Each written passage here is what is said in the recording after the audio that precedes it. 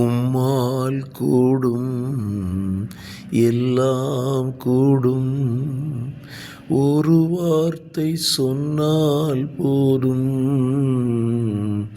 ஐயா உம்மால் கூடும் எல்லாம் கூடும், ஒரு வார்த்தை சொன்னால் போதும். ஐயா ஒரு வார்த்தை சொன்னால் போதும். என் விண்ணப்பத்தை கேட்பவரே, என் கண்ணீரை காண்பவரே, சுகமும் தருபவரே, ஸ்தோத்திரம் ஏசையா. ஆமென்.